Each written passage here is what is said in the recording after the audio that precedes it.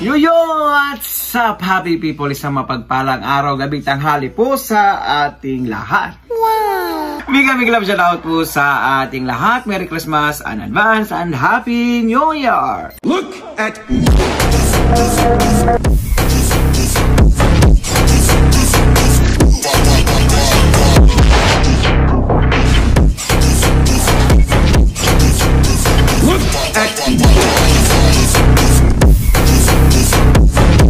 Pagpalain kayo ng buong may kapal.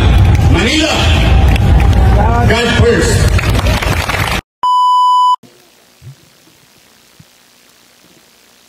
Authorizing the grant of gratuity pay to contract of service and job order workers in the city government of Manila pursuant to Administrative Order Number 28 Series of 2024 and providing funds thereof. Therefore, in the total amount of 50,955,000 pesos and for other purposes. There's a motion by the Majority Floor Leader to tackle on the floor for first reading ordinance number 9097. Is there any objection? Seeing none, motion is carried.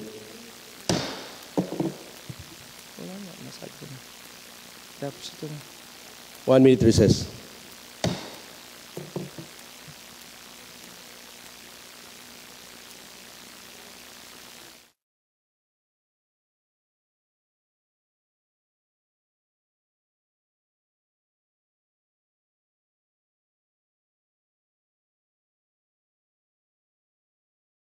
Session resume.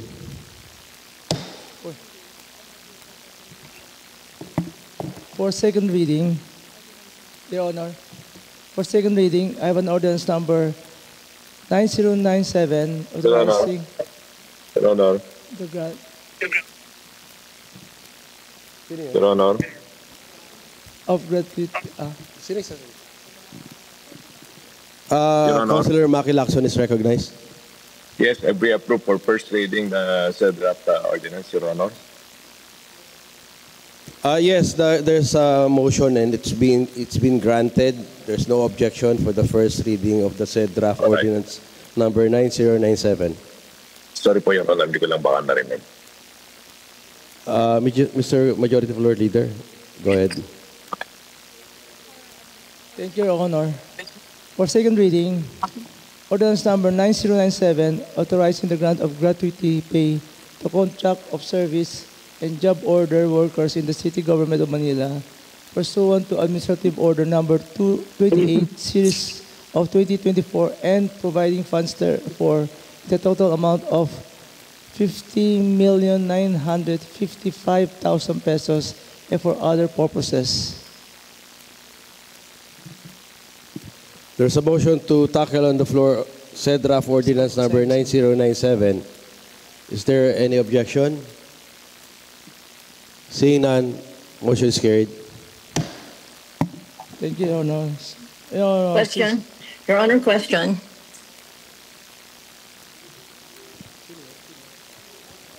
Councilor Irma Alfonso is recognized.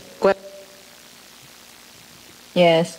Your Honor, para po sa yung i-approve natin ngayon is para sa mga JOs, right? Ilan po ba ang total na mga JOs sa buong Maynila sa atin to?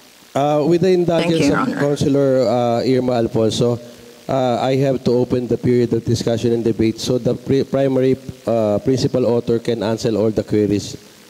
Oh, yes. Okay. With your indulgence, I didn't please. hear that it is okay. Thank you. Mr. Majority Floor Leader. Thank you, Mr. Presiding Officer. With that, Your Honor, I move that we open the period of discussion and debate. There's a motion to open the period of discussion and debate. Is there any objection? Seeing none, motion is carried. So if I may, Your Honor, May I kindly would like to- recognize Councilor Numero Uno Lim as a principal author? yes, thank you. Yes, Your Honor.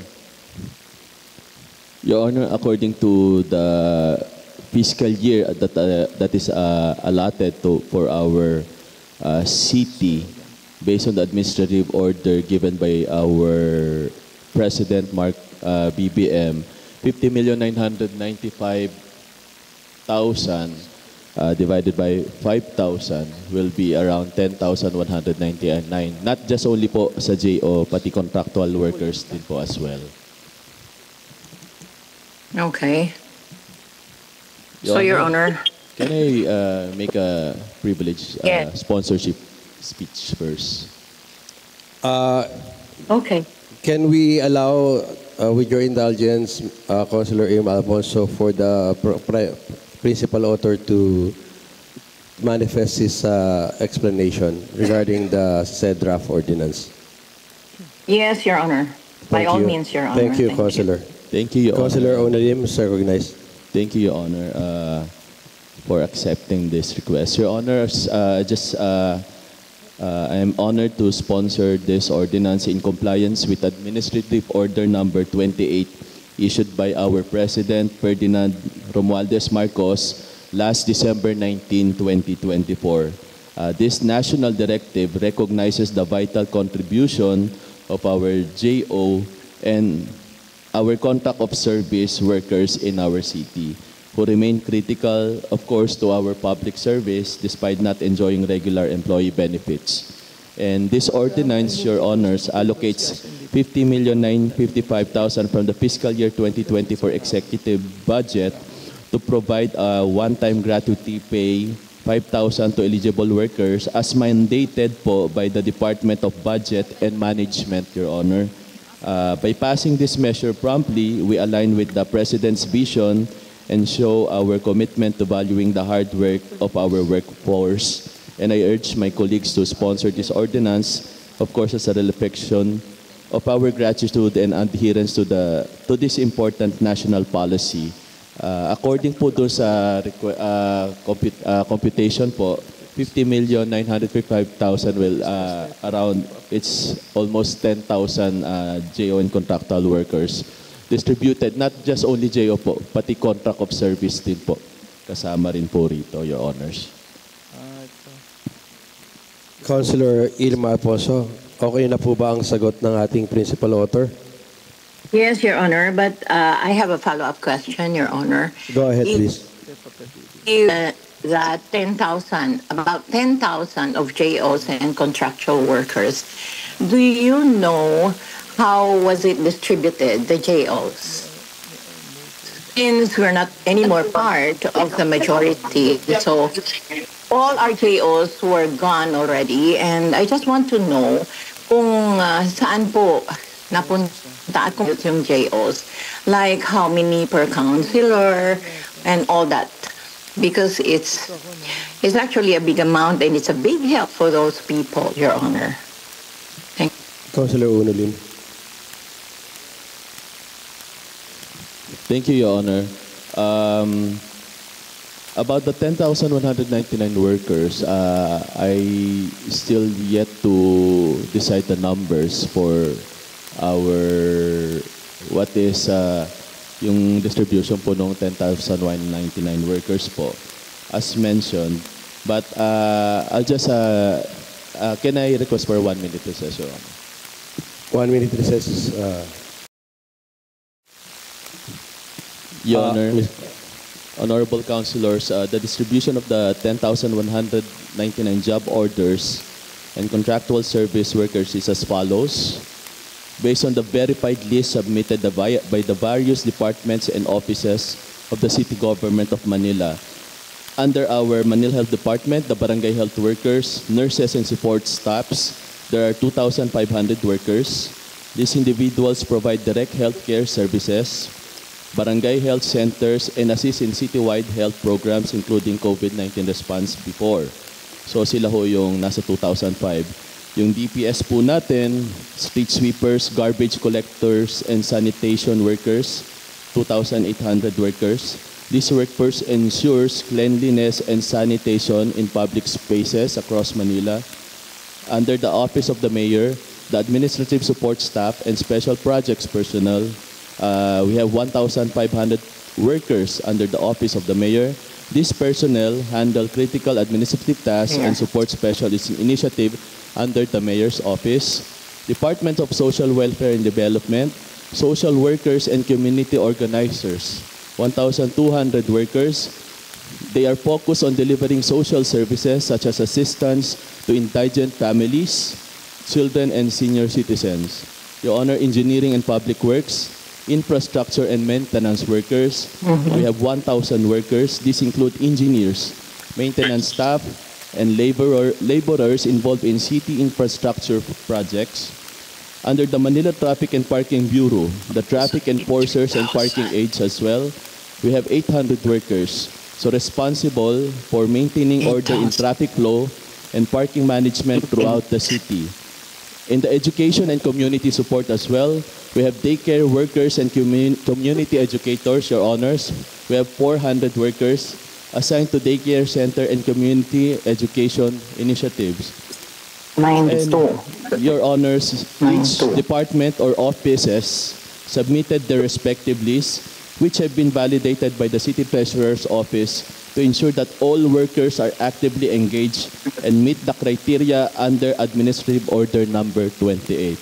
The grant of gratuity pay will be distributed based on this allocation on ensuring transparency, fairness, and compliance with national guidelines. So, of course, if additional details or adjustment are required, we can collaborate with department heads to provide further clarification. Yun yung distribution, Your Honor, ng 10,199. Salamat po. Yeah. Yes, Your Honor, I've heard it. Wala po kasi akong narinig na nasa City Council na JOs, Your Honor. And the total, is it 10 addition ko kasi parang 9,600 lang yung sinabi ni Konsehal Uno Lim.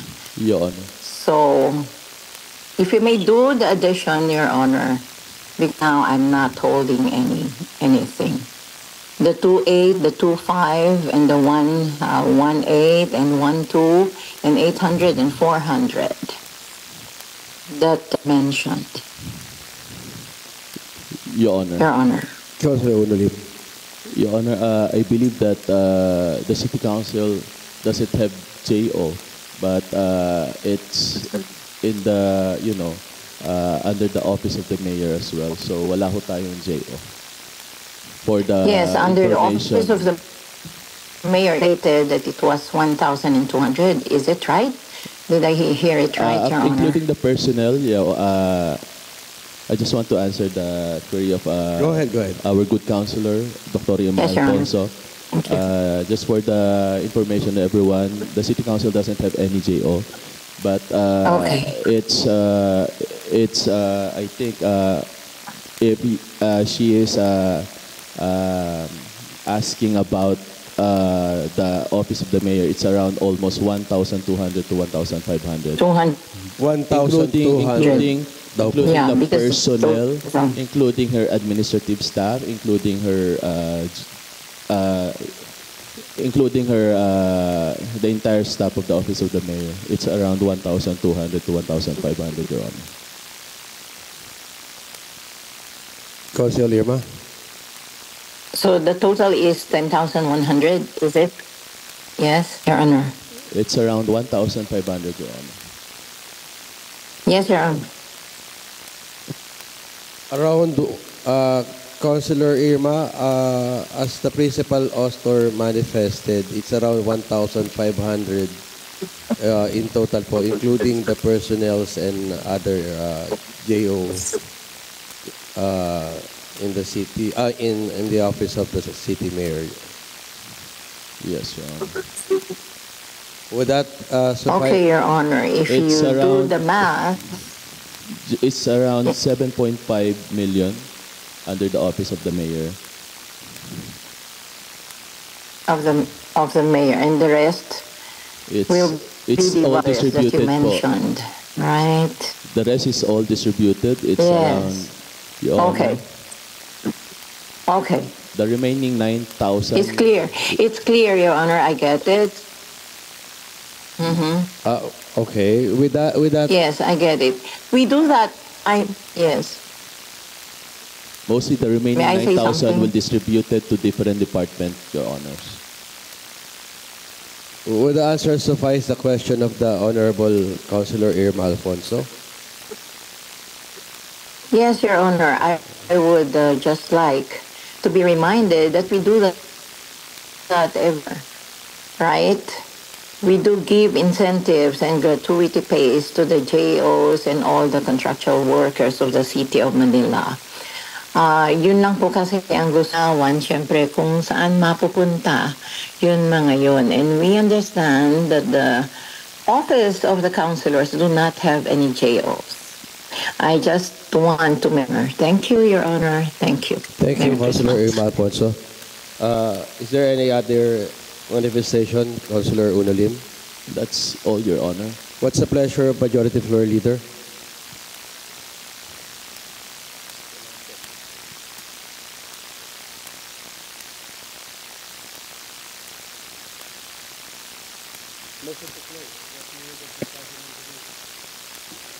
Your Honor, with that, may I move to close the period of discussion and debate. There's a motion to close the period of discussion and debate. Is there any objection? Seeing none, motion is carried. Your Honor, may I move that we open the period of amendments. We dispense the period of amendments. There's a motion by the Majority Floor Leader to dispense the period of amendments. Is there any objection? Seeing none, motion is carried. Your Honor, may I move for the approval of the ordinance number 9097 for second reading. There's a motion by the Majority Floor Leader to approve for second reading ordinance number 9097, an ordinance authorizing the grant of gratuity pay to contract of service and job order workers in the City Government of Manila pursuant to Administrative Order number 28, Series of 2024, and providing funds thereof, therefore, in the total amount of 50,955,000 pesos and for other purposes.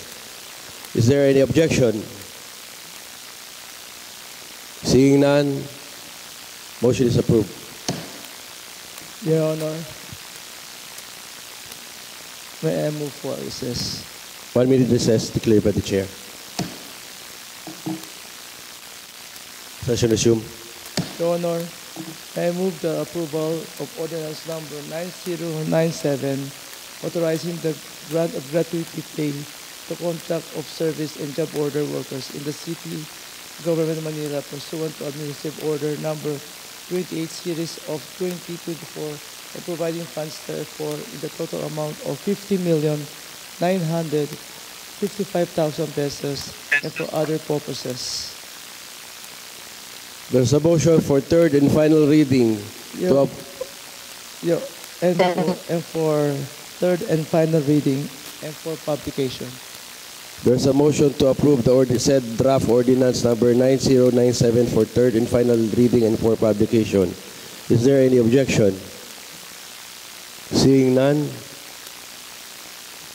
motion is carried. With that, Your Honor, Congratulations, Councilor Unulim. Maraming salamat po, Your Honor. with that, I move for What's the pleasure of the Majority Floor Leader? for recess. 1 minute recess declared by the Chair. So, pakikomento ng iyong mga opinion o reaction sa video ito mga kois, mga gayas. So for now, I'm God Manila. God first, God bless all, peace.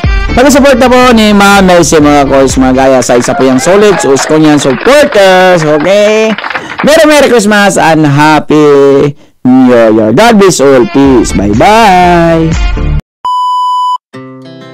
Our hearts beat to the city streets. We began to feel the fire.